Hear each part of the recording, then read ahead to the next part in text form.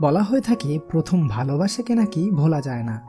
আর আজকে যে মুভিটা এক্সপ্লেন করব তার নাম fall in love at first kiss. সিনেমার শুরুতেই আমরা প্রধান ক্যারেক্টার যিশুকে দেখতে পাই। সে সাইকেলে করে তার নতুন স্কুলে যাচ্ছে। অন্যদিকে আমরা এই মুভির নায়িকা শিয়ংকে দেখতে পাই। সেও একই স্কুলে প্রবেশ করছিল। একদিকে শিয়ং যখন সামনের দিক দিয়ে হেঁটে আসছিল, তার বিপরীত দিক দিয়ে যিশুও মোবাইল টিপতে টিপতে এগিয়ে আসছিল। ঠিক তখনই তাদের দুজনের মধ্যে ধাক্কা লাগে, আর তখন শিয়ং সিঁড়ি থেকে নিচে পড়ে যেতে চায়। অন্যদিকে যিশুর ফোনটিও হাত ফসকে নিচে পড়ে যাচ্ছিল। তখন যিশু এক হাত দিয়ে শিয়ংকে ধরে এবং তার অন্য হাত দিয়ে ফোনটিকে ধরে, কিন্তু অ্যাক্সিডেন্টলি তাদের মধ্যে একটি কিস হয়ে যায়। এরপর সেখানে শিয়ং তো অবাক হয়ে যায়, কিন্তু যিশু কোনো প্রকার রিয়েক্ট না করে সেখান থেকে চলে আসে। তারপর শিয়ং তাদের অ্যাসেম্বলির সময় জানতে পারে যিশু তাদের স্কুলের নতুন ছাত্র এবং সে খুবই মেধাবী, যার কারণে শিয়ং যিশুর প্রতি আরও ইন্টারেস্টেড হয়ে যায়। শিয়ং মনে মনে যিশুকে ভালোবাসতে শুরু করে। স্কুলের প্রথম দিনে যিশু তার ট্যালেন্ট দেখিয়ে অনেক বেশি ফেমাস হয়ে গিয়েছিল, যেটা দেখে শিয়ং যিশুর প্রতি আরও বেশি দুর্বল হয়ে যাচ্ছিল। এই স্কুলে মেধাবী ছাত্রদের একটি গ্রুপে রাখা হতো এবং যারা দুর্বল স্টুডেন্ট তাদের অন্য একটি গ্রুপে রাখা হতো। যিশু ছিল মেধাবী ছাত্রদের গ্রুপে, কিন্তু শিয়ং ছিল সবচেয়ে খারাপ ছাত্রদের গ্রুপে। শিয়ং যিশুকে তার ভালোবাসার কথাটা বলতে চাইছিল, কিন্তু সে ছিল খুবই বাজে স্টুডেন্ট। অন্যদিকে যিশু ভালো স্টুডেন্ট হওয়ার কারণে তার প্রতি আরও অনেক মেয়েরা আকৃষ্ট হতো। একদিন অ্যাসেম্বলি হলে যিশু একটি স্পিচ দেয়। সেখানে সে বলে, তোমরা তোমাদের মনের ইচ্ছাগুলো পূরণ করতে পারবে যদি তোমরা তোমাদের ইচ্ছার ওপর অটল থাকো এবং চেষ্টা করতে থাকো, তাহলে তুমি একদিন না একদিন সফল হবেই। যিশুর এরকম কথা শুনে শিয়ং খুবই মোটিভেটেড হয়।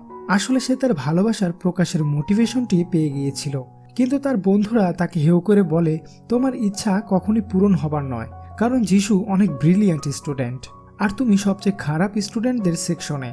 যিশুর সাথে তোমার কখনোই মিল হবে না। তখন সেখানে জিন নামের আরেকটি ছেলে আসে। সে শিয়ংকে খুব পছন্দ করত, কিন্তু শিয়ং যিশুকেই পছন্দ করত। তাই যিশুকে প্রপোজ করার জন্য তাকে লাভ লেটার দেয়, কিন্তু যিশু তাকে রিজেক্ট করে দেয়। সে বলে সে দুর্বল ছাত্রীদের পছন্দ করে না। তখন শিয়ং তাকে বলে, তুমি তো বলেছিলে কোনো কিছুর উপর অনড় থাকলে তাকে অ্যাচিভ করা সম্ভব। যিশু জানায় এটা শুধু আমার স্পিচের একটি অংশ ছিল। এটা শুনে শিয়ং অনেক মন খারাপ করে। তখন দেখা যায় সকল স্টুডেন্ট শিয়ংকে ভিডিও করছে। আসলে সকলেই তার সাথে হাসি তামাশা করছে। সে লো গ্রেডের স্টুডেন্ট হয়ে কিভাবে হাই গ্রেডের স্টুডেন্টকে প্রপোজ করলো। এই ভিডিও সোশ্যাল মিডিয়ায় ছড়িয়ে গিয়েছিল এবং সবাই তাকে নিয়ে মজা করতে শুরু করে দেয়। অন্যদিকে শিয়ং অনেক গরিব ছিল। একদিন ভূমিকম্পে শিয়ং এর বাড়ি ভেঙে যায়। এতে শিয়ং এবং তার বাবা বাড়িহারা হয়ে পড়ে। এরপর শিয়ং এর বাবার একজন বন্ধু তার বাড়িতে তাদের থাকতে দেয়, আর সেই বাড়িটি ছিল যিশুদের। আসলে যিশুর বাবা এবং শিয়ং এর বাবা ভালো বন্ধু ছিলেন, কিন্তু এই ব্যাপারে শিয়ং এবং যিশু কিছুই জানত না। অন্যদিকে যিশুর মা শিয়ংকে খুব পছন্দ করে। সে বলে সে যেন তার ছেলেকে বিয়ে করে এখানে থেকে যায়, কিন্তু শিয়ং যিশুর মাকে মানা করে দেয়। সে তখনও যিশুকে ভালোবাসত, কারণ তখনও সে জানত না যে এটা যিশুর মা। রাতে যিশু শিয়ং এর রুমে আসে। শিয়ং যিশুকে দেখে বলতে থাকে, তোমাকে আর আমি ভালোবাসি না, তোমার জন্য আমার মনে আর কোনো জায়গা নেই। অন্যদিকে যিশু বলে, আমিও তোমাকে ভালোবাসি না, তুমি যে আমাদের বাড়িতে আছো এটা তুমি স্কুলের কাউকে বলবে না। আমি চাই না কোনো লো গ্রেডের স্টুডেন্ট আমার বাড়িতে আমার সাথে থাকছে, এটা সবাই জানো। অন্যদিকে যিশুর মা শিয়ংকে কিছু ভিডিও পাঠায় যেখানে যিশু মেয়েদের ড্রেস পরে নাচছিল। এইসব ভিডিও যিশুকে দেখিয়ে শিয়ং ব্ল্যাকমেল করে সে যেন তাকে প্রতিদিন পড়ায়, যাতে সে ভালো ছাত্রী হতে পারে। পড়ানোর সময় যিশু বুঝতে পারে শিয়ং খুবই বাজে স্টুডেন্ট, তাই তাকে প্রথম থেকে পড়ানো শুরু করে। আস্তে আস্তে শিয়ং ইমপ্রুভ করতে থাকে।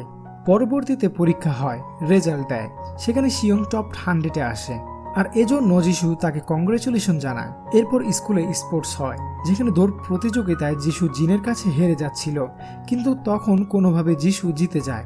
এরপর যিশু জিনকে নিয়ে মজা করতে থাকে, আর এইটা দেখে শিয়ং বলে, শুধুমাত্র ব্রিলিয়ান্ট স্টুডেন্টরা যে ভালো তা নয়, লো গ্রেডের স্টুডেন্টরাও অনেক কেয়ারিং এবং ভালোবাসতে জানে, অন্তত জিন তোমার মতো নয়। একথা শুনে স্টুডেন্টরা বড় স্ক্রিনে শিয়ং এর প্রপোজের ভিডিও চালিয়ে দেয়।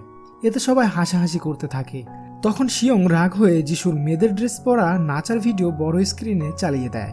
এরপর লো গ্রেড এবং হাই গ্রেডের স্টুডেন্টদের মধ্যে ঝামেলা বেঁধে যায়। তখন যিশু শিয়ংকে দূরে নিয়ে বকাঝকা করতে থাকে। শিয়ং বলে, তুমি সবসময় আমার সাথে মজা করেছো, আমার ভালোবাসা নিয়ে মজা করেছো, আমার ফিলিংস নিয়ে হাসি ঠাট্টা করেছো, এখন থেকে আমি তোমাকে ভুলে যাবার চেষ্টা করব। এটা বলে শিয়ং চলে যেতে থাকে। তখন যিশু তার হাত ধরে ফেলে, আরেকটি কিস করে, বলে তুমি কি আমাকে সত্যিই ভুলে যেতে পারবে? আর এরপর কেটে যায় 2টি বছর। একদিন যিশুর মা শিয়ংকে বলে, ছোটবেলা থেকেই যিশুকে বড় বড় দায়িত্ব কাঁধে তুলে নিতে হয়েছে, যার কারণে সে তার শৈশব ভালোভাবে কাটাতে পারেনি। তুমি আসার পর থেকে যিশু পরিবর্তন হতে শুরু করেছে, তুমি সবসময় তার সাথে থেকো। এটা শুনে শিয়ং খুবই খুশি হয়। পরদিন যিশুর পরীক্ষা ছিল, কিন্তু সেদিন হঠাৎ করে শিয়ংয়ের অ্যাক্সিডেন্ট হয়ে যায়, যার কারণে যিশুর 2টি পথ ছিল, পরীক্ষা দেওয়া নয়তোবা শিয়ংকে হসপিটালে নিয়ে যাওয়া। যিশু তাই করে, সে তার ভালোবাসাকে বাঁচায়। সে শিয়ংকে নিয়ে হসপিটালে যায়। রাতে যিশুর বাবা যিশুকে অনেক বকাঝকা করে, কেন সে পরীক্ষা মিস করলো। এই কথা বলাতে যিশু অনেক রেগে যায়, সে বাড়ি ছেড়ে বেরিয়ে যায়। শিয়ং তখন যিশুর কাছে যায় এবং ক্ষমা চায়, কারণ তার জন্যই আজ তার এই অবস্থা। যিশু বলে, তোমার কোনো দোষ নেই, যার ডিসিশন সব আমি নিয়েছি। শিয়ং তখন বলে, তুমি যাই করো না কেন আমি তোমার পাশে আছি। এরপর আমাদের কয়েক বছর পরের দৃশ্য দেখানো হয়, যেখানে যিশু তার নিজের চেষ্টায় ডাক্তার হয়ে গিয়েছে। সে সময় শিয়ং যিশুর উপর লুকিয়ে লুকিয়ে নজর রাখত। আসলে তখনও সে যিশুকে খুব ভালোবাসত। একদিন শিয়ং দেখতে পায় যিশু একটি মেয়ের সাথে একই বাড়িতে থাকছে। সে ভাবে যিশু হয়তোবা সেই মেয়েটির সাথে রিলেশনে আছে, তাই শিয়ং খুব মন খারাপ করে। একদিন যিশুকে জেলাস ফিল করানোর জন্য শিয়ং জিনের সাথে ডেটে যায়, যেটা যিশু দেখতে পায় এবং দেখে খুব জেলাস ফিল করে। তাই যিশু শিয়ংকে বলে যে তার কাজের জন্য সেই মেয়েটি তার সাথে থাকছে। এটা শুনে শিয়ং খুব খুশি হয় এবং তার উপর বিশ্বাস করে। এরপর যিশু এবং শিয়ংয়ের মধ্যে রিলেশনশিপ আগের মতো হয়ে যায়, কিন্তু তখন তাদের বোটটি উল্টে যায়, তারা দুজন পুরোপুরি ভিজে যায়। এরপর তারা দুজন একটি হোটেলে যায়। শিয়ং ভাবছিল তাদের মধ্যে হয়তোবা কিছু হবে, কিন্তু তাদের মধ্যে কিছুই হয় না। সকালে শিয়ংয়ের মনে হয় যিশু তাকে কিস করেছে, কিন্তু শিয়ং বুঝছিল না এটা স্বপ্ন নাকি বাস্তব। এরপর যিশু জানতে পারে তার বাবা অসুস্থ হয়ে গিয়েছে। আসলে যিশু তাদের কোম্পানি ছেড়ে যাবার পর থেকে তাদের কোম্পানির ফিনান্সিয়াল প্রবলেম হচ্ছিল, আর এই প্রেসারে যিশুর বাবা অসুস্থ হয়ে যায়। তাই যিশু কোনো উপায় না পেয়ে আবার তাদের কোম্পানিতে ফিরে আসে। তাদের কোম্পানিতে এতটাই কাজের প্রেসার ছিল যে যিশু অনেক বেশি স্ট্রেস হয়ে যায়। তখন শিয়ং তাকে হেল্প করতে আসলে যিশু তাকে সাফ সাফ মানা করে দেয়, আর বলে তাদের কোম্পানি আগের অবস্থানে নিয়ে যেতে হলে তাকে অন্য একটি কোম্পানির মালিকের মেয়েকে বিয়ে করতে হবে। এটা শুনে শিয়ং কাঁদতে কাঁদতে সেখান থেকে চলে আসে, কিন্তু যিশুর বাবা মা এতে রাজি ছিল না। যিশুর বাবা তাকে বলে, তুমি তাকেই বিয়ে করবে যাকে তুমি ভালোবাসো।